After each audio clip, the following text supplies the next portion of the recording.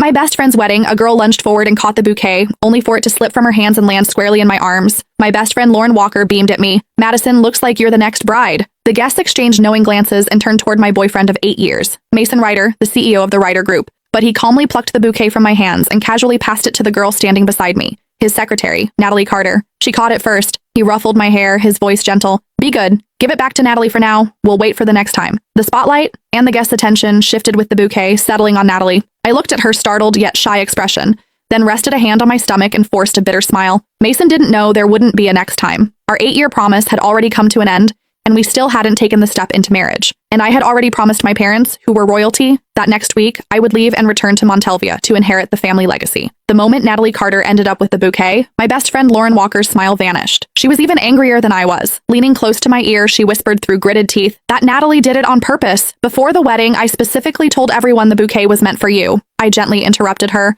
"Lauren, today is your big day. Little things like this don't matter. But you've waited 8 years just to marry Mason," she said anxiously. "And now you're carrying his child. If you still don't have the wedding soon, it's okay." I turned my head calmly and looked toward Mason Ryder. Natalie, holding the bouquet, was sitting right beside him. The distance between them was far closer than what a secretary should reasonably keep. Most of the guests were friends who knew both Mason and me well. Their eyes drifted toward me, curious, sympathetic. Lauren grew even more upset and squeezed my hand tightly. "Madison, I looked into Natalie earlier. She's a calculating gold digger who specializes in seducing rich men. She's been trying to get close to your boyfriend for months. You need to be careful. Lauren, you're the most beautiful bride today. Don't worry about me." I squeezed her hand back and gave her a faint smile. "Besides, I'm not planning to marry Mason anymore. I haven't even told him I'm pregnant." My words were so shocking that Lauren's eyes widened as she stared at me in disbelief. After a long silence, she finally remembered that the wedding ceremony still had to continue. When the wedding ended, Lauren hugged me tightly. "Madison, if you need any help, just tell me. I support whatever decision you make." "What decision?" After she left, Mason walked toward me, calm as ever.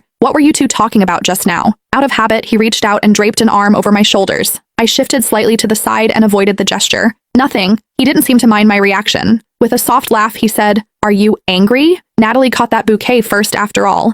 She's a young girl. Of course, she dreams about weddings. Catching the bouquet was just her way of borrowing a little luck. Didn't we agree we'd wait for the next time?" He leaned closer, stroking my hair as he patiently tried to soothe me. "Why care so much about Lauren's bouquet? When we get married, I'll prepare an even more beautiful one for you. You can have as many bouquets as you want." Silently, I curled my fingers into my palm and looked straight into his eyes. "Can we get married this month then?" Lauren and I made a promise when we were kids. Whoever married first, the other would marry right after. We would be each other's bridesmaids and witness each other's happiness. The air seemed to freeze. Mason's hand, which had been brushing my hair, paused midair. A few seconds later, he chuckled lightly. "You're still taking childhood jokes seriously? I'm the CEO of the Ryder Group. A wedding can't be thrown together so hastily."